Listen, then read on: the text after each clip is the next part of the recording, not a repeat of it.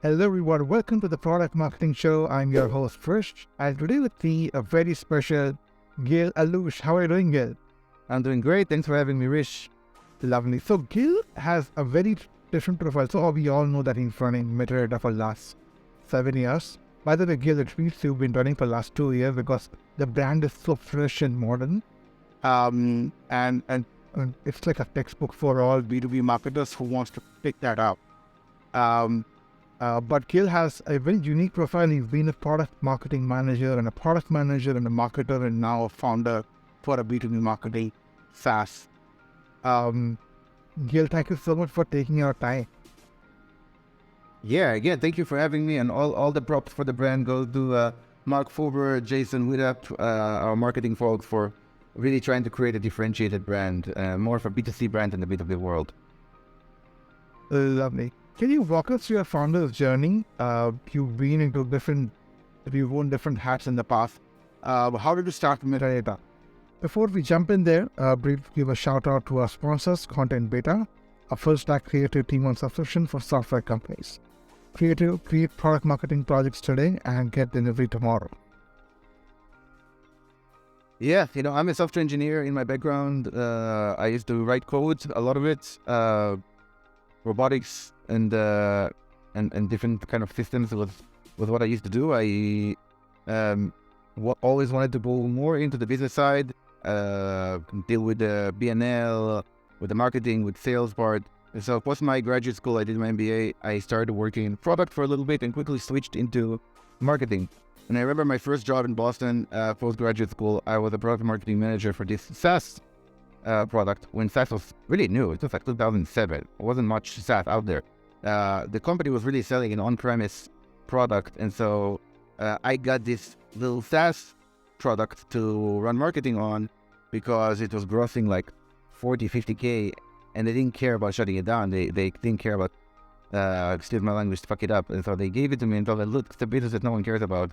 Go play with it and see if you can do something out of it. If you do, amazing. And if you fail, no one cares. And so that was my first experience being essentially a revenue marketer for a SaaS product that didn't get much attention. And within 2 years, we got it to about 2 million in ARR, and I fell in love with the process. I realized that B2B marketing can have the same impact that B2C marketing, which is closed deals, actual revenue, not just leads and not just impressions, clicks, and other vanity metrics.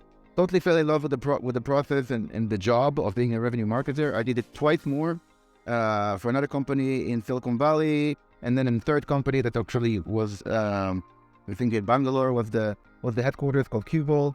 Loved the experience, and at some point I realized I can build the technology to replace me. You don't need software engineers running marketing. What you need is a piece of software that takes over all the technical, repetitive, mundane tasks that technical marketers do, so that CMOs can keep doing what they do, what they like to do most, which is creative and strategy kind of work.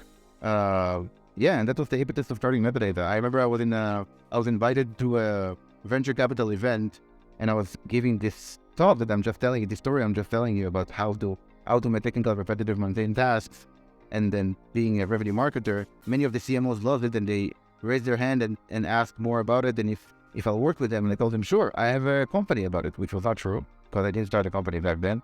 But at that lunch break, I went on LinkedIn and quickly changed to founder. And that was basically the moment that I made the decision to go on this journey. Wow. That was super interesting. I'm sure it's not as rosy as you're pointing about. How do you approach psychology for entrepreneurship, right? Because there's hustle, and then probably when you've tried something, you would have fallen down and then got up. How do you build resilience for a successful business? It's very true. It's not rosy the way I'm painting it. But I will also say, I talk about the shit of being an entrepreneur often. So yeah, I think it's I just did this pose that I showed, like people think that entrepreneurship is like this, really is like this. It's like eventually you end up, if you keep working and hustling, you end up up and to the right. But in the middle, there's a lot of sorrow and a lot of sacrifice that you need to make. But that's exactly why you're doing it. I mean, that's exactly how work feels like. So some of the things that I have learned to do in order to stay strong and keep at it. One is give myself a break and forgive myself. That's the biggest lesson I've learned. I remember I used to wake up sometimes just like fully depressed, at zero energy to be the CEO of the company. And also I would question, like, why the hell am I doing this? Like, I'm probably the worst CEO for this company. I would have those thoughts in like 7, 8 a.m. in the morning. And then my following thought would be, why are you feeling that way? Like, why can't you just wake up and go do your work? And so I would actually make myself bad for feeling bad. And at some point I realized this is counterproductive. I learned to forgive myself and say, you know what, you're having a shitty morning, that's cool. Go, smoke a joint, go have coffee, take a walk, take half the day off. And I've learned to do that. So that's one of my biggest lessons. Sometimes you just feel like shit because you feel like shit, and that's okay. Especially when you're stressed as an entrepreneur. The second one is to really learn how to manage your psychology. If you are not in a good place, it's actually best for you to take a break or do some internal work, work on some things that you need to on your own, but don't go and do like big meetings with people, because it's going to toxic other people. If you're in a bad place, you're gonna start being more angry, more sad, and it's gonna bleed into your colleagues. So it's actually better for you to a little bit isolate yourself when you're in those mindsets. And I would say the last one is one of the most important things in entrepreneurship is to be adaptable. You have to be coachable and adapt, while you have to be also obsessive. You have to not let go. I remember I was trying to raise money in the very beginning, and one of the investors whom I knew and liked told me, like, Gil, you don't have a business here. I'm personally not interested, and my venture capital is not interested. And I was like, oh, this sucks. And it probably happened like 50 more times. But I kept pitching, and I learned from it. I identified what I'm missing, went back, did some work, went back out there, tried to raise, got more no's, identified what's missing, went back, fixed some stuff, went back at the rate. And then the third time it worked, and I suddenly found myself with just like 1.4 million in term sheets that I couldn't believe was happening. But it was because you have to be a lot obsessive, but also adapt to feedback. Take it, remove the ego, take it, make some fixes, and then go back and try again. I love how you put, you have to be coachable, and then you still need to have that passion. I mean, sometimes they don't go together, but it's really about the balance, right? That's exactly right. And it's not easy, you're right. I mean, sometimes they don't go together. You have to learn, basically. You have to learn. Too coachable is not good. Too fluid, like every person tells you whatever, and you just like adapt to whatever they tell you, not a good idea. And also being close-minded and just like running into a wall over and over and over, also not a good idea. It really is balancing between the two. Coming to B2B marketing, what are your thoughts about creating a new category? And because most people have perceived B2B marketing as born marketing, and you've got fresh perspective, fresh style about, because you're targeting marketers too, but how should one go about category creation? I love what you said about boring marketing. I've never heard that before. That's hilarious. How did we go about category creation? We knew that what we're building is not just account-based marketing. It's not just demand generation. And there was no name for it. So we realized that inventing something new, and we want the rules of the game to be, the way we're being assessed, we knew we needed to be a little different. So what we did is basically, I remember I sat down with my team and said, like, what do we know about category creation? And the answer was nothing. We all read the big play bigger, but that was pretty much it. And so we said, hey, let's do a webinar with a bunch of people who created categories. I think it was Goddard from G2, it was Mark Organ from Recurly, who created Eloqua, and then it was Manny Medina who created Outreach. They created categories and did a great job at it. And so we said, hey, let's just go and learn what they did. And there was so much learning from them.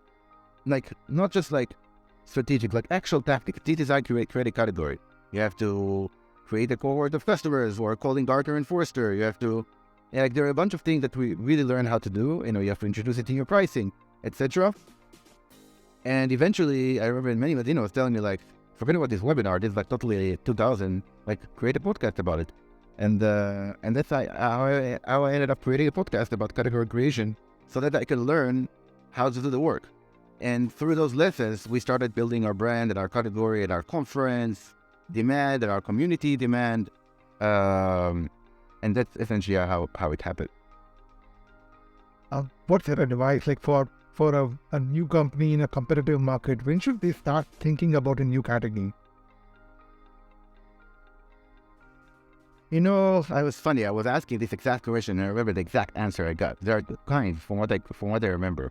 There was one person who was literally thinking about starting a category from the get-go. I think it was the CEO of Sendoso. He was telling me that he thought about category creation before he started a company. He was like, "Yeah, I'm going to create a new category." That was not the case for me. I had no idea. Honestly, I didn't even know what the category meant. So for me, it was like, shit, I'm not really competing with those companies, but the customers and the analysts think I'm competing with those companies. How do I change their mind and show them that I'm completely different animal? And so the advice I would give is, look, when you do your customer development, when you're doing the customer interview before you start a company, hopefully you're doing it to understand if there's demand, what is the demand, what's the price like, what is actually the value they want, so on and so forth. Ask about competition. How do you do it today? How would you do it if you didn't have the solution I'm building? And if the answer is I'm going to do it on my own, the status quo is basically to just use spreadsheets and do this manual work, then you have a good idea, a good understanding that you're creating a new category. Because if the mindset is I'm just going to do what I always did with spreadsheets, you know you're innovating. If they're going to tell you, oh, there's another solution, do it, that is basically very similar to what you're proposing, maybe not as good, but very similar in concept, that might give you a hint that you're not creating a category, which is also fine. Think about Google, right? They didn't create a category. They were doing search engine. They're like the 15th search engine. There's Lycos before, and there was like, I don't remember all the names of them. Alta Vista, there were millions of them. Well, not really millions, there's probably a dozen. But they did not create a category, yet they became, the number one company in tech for decades. And so it's totally okay not to create a category, but this one question will help you understand whether you're completely innovating something that is today being done manually with spreadsheets or pen and paper, or you're just creating a better version of something that is already in existence. I love that answer. It makes it so easy to understand. I mean, I hear a lot of commentary on social media that, hey, then the category creator always dies, and then there's number 2 and number 3 wins again, what you've seen with Facebook or Google. But I think what Metadata and what companies like Gong have done is phenomenal in this space. What are the top 2 or 3 trends do you see in B2B marketing today? Well, one trends that we see is marketers moving to the forefront and say, we're not going to generate leads and impressions and clicks and just vanity metrics that look good but don't mean much for the board meeting. We're going to actually generate pipeline and revenue that you can afford to, in a particular customer acquisition cost rate that you can afford to the board. That's one that I noticed. The second one is ungating content. So in the past, you used to have an ebook, you put a form, and someone is reading the ebook, the PDF they download, and then in return, they know they're going to have to get 20 phone calls and emails from salespeople and SDRs. That's not happening anymore. Content is available, you do you. If you want to talk, we'll talk. And the third one, because of the second one, you don't have leads many times. And so how do you measure the effectiveness of your marketing programs? They call it start funnel. If you listen to a podcast, if someone is going to listen to this podcast and going to say like, metadata is interesting, I'm going to go to the website, start, gathering information, recommend it to their CMO or VP of marketing, and they become a customer, am I going to know about it? Only if my attribution is set to learn about it. Only if I have ways to understand the dark funnel, self-reported attribution, pull data from LinkedIn, like some attribution company like HockeyStack is doing, understand exactly, who came and when did he, what was happening at the same time and what programs were running, the multi-factor attribution. You have to invest in it, and that is the third trend that I see happening. People are really trying to understand what is the effectiveness of their marketing programs without sometimes having exact one-to-one causality that historically they have with conversion. I quote you so many times because that post of yours where you were speaking about how gating of content like 20 years ago. And whenever one of my customers says that, hey, we want to design this creative or this creative or this white paper, I said, don't gate the content because it wouldn't help. What other misconceptions you think marketers have? I mean, one thing I see constantly is I want to measure everything, right? I mean, and you touched upon it a bit about attribution. How do you, as a marketer, how do you get away from that? Because, I mean, somebody will ask you, right, what's the ROI for the money you're spending or the time you're spending? How do you get away with that? First of all, I agree that you need to get away from it. And I'm a numbers person, so I'm actually extremely comfortable and always seek data to get comfort, but that's not always helpful. You need to make bets sometimes without really know what's happening, especially in a startup. And so I would say at the very least, 20% of the budget should go to experiments. And experiments are not always going to have clear ROI data. I remember that Jason, our VP of marketing, texted me one time a picture of a truck with metadata LED, like some creative on it for some conference. It's like, hey, I'm running this thing. You go with it? I'm like, how much did it cost? It's like, I don't know, it was like several grand, like 2,000, something like that, for 2 trucks or something. And he had no way of measuring it. And I didn't ask him because it was an experiment. And so it was okay. And you need to make some bets without having exact measure.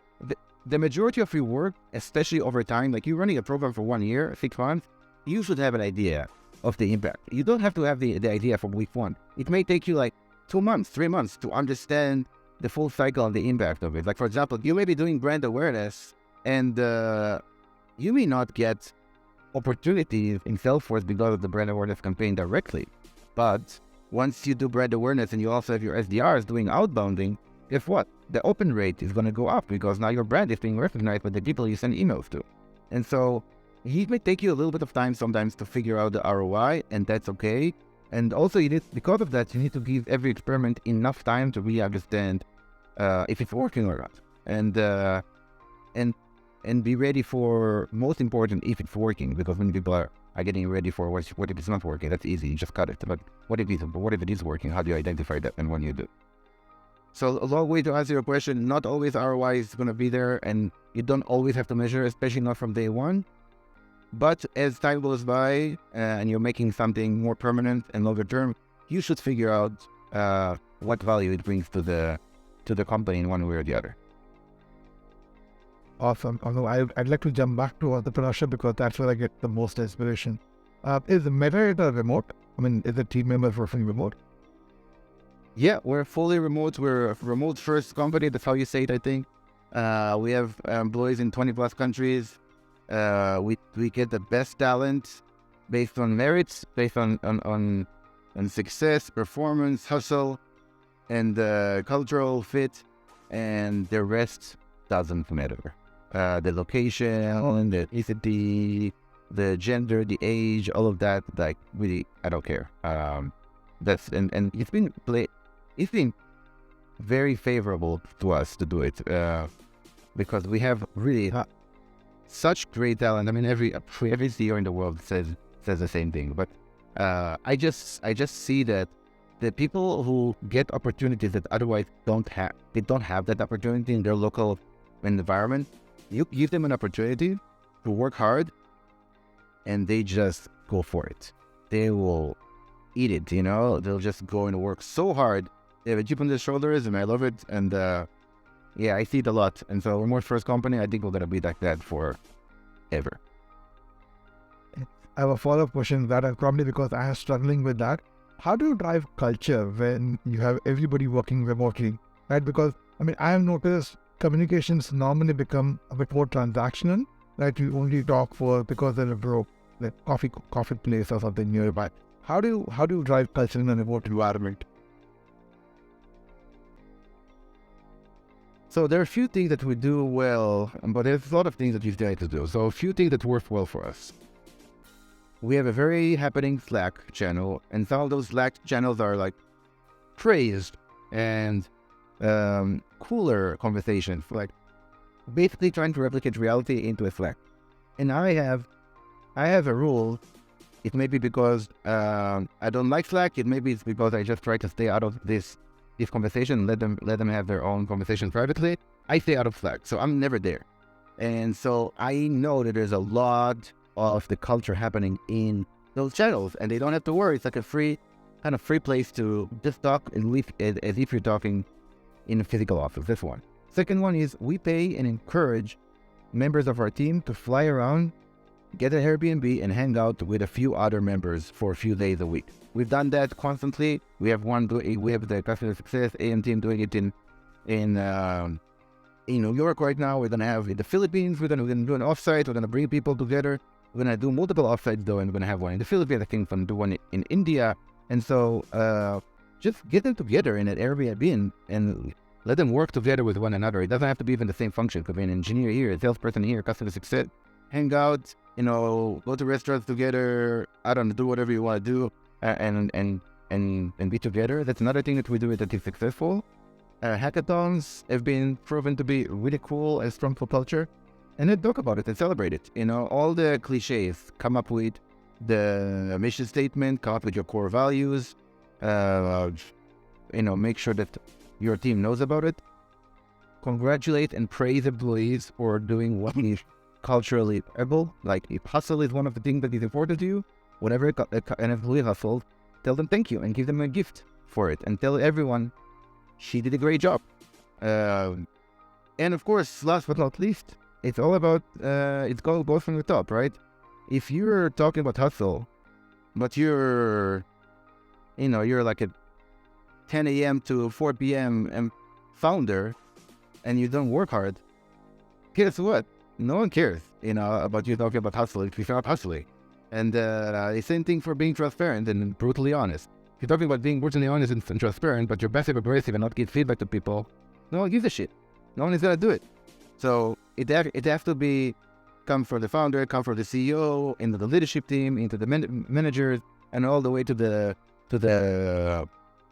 junior employee. And I can tell you, I remember sometimes I get phone calls and text messages from people that I didn't talk to before, right? People maybe I talked to once, like a junior or something somewhere, and they'll send me messages like, "Yeah, I hope I'm not gonna get fired for this, but I know you care about transparency." And then they'll be like, boom, they'll give me this amazing feedback on something that I had no idea about, and I'm gonna be super happy about it because that's exactly the reason we set up this culture, so that we don't have bullshit going on, and we don't have ego and politics and shit like that going around.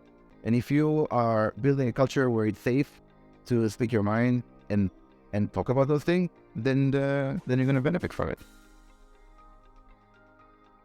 That's a super cool advice. I mean, a lot of us struggle, but I think this isn't being category. Not all of them are expensive.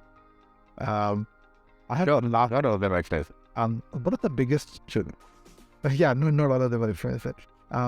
So what are the biggest challenges and therefore opportunities do you see in the B2B SaaS industry today?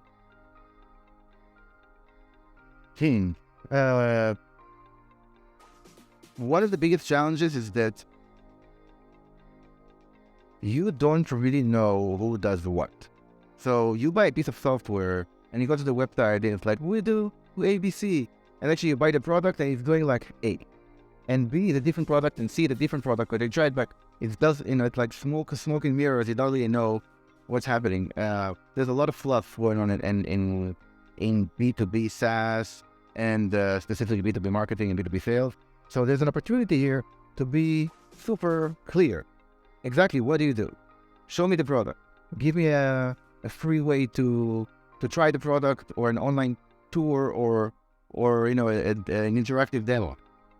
Pricing. Instead of like having a pricing page and then there's no numbers on the pricing page because you're afraid of losing dollars from a customer that has more money, put your actual pricing there. Tell us what the pricing is and why. What are we going to get for it? Be transparent. G2 reviews, like put it out there, and so the customers understand from other customers what is it exactly. So there's a lot of opportunity, I think, in clarifying and focusing in B2B SaaS. That's one. And the second one is the customer journey. I think the customer experience in consumer world is vastly different than the customer experience in the B2B world. Meaning, if I'm buying this like NUG or this phone guess what? I don't have to read a white paper or talk to sales or do a demo or like go through a bunch of hoops just to get the phone. Like, it's gonna be a lot easier for me to just go and purchase the phone. I'm gonna have great experience as a consumer. They're gonna cater to who I am, especially if I go to Amazon, if I go to Netflix. The website is catered to me specifically based on what they know about it. In the B2B world, none of that is happening. It's very, very generic. It's one size fits all. It's not personalized. It's complex and cumbersome. We put gates. You have to do the sales. You have to be qualified. The first 15 minutes, they're going to grill you with 20 questions. Like, no. There is a lot of opportunity there to bring a lot of the beautiful things that are coming from the consumer world and apply them to the B2B world. And I think there's a great opportunity for companies there. Excellent. Gil, if our viewers would like to probably learn more about you, what's the best way? How do they connect with you? Yeah, metadata.io or Gil@metadata.io. That's my email. I'm always happy to talk. Again, thank you so much, Gil, for taking your time. Really appreciate it. Thank you, Vish, for having me. I appreciate you.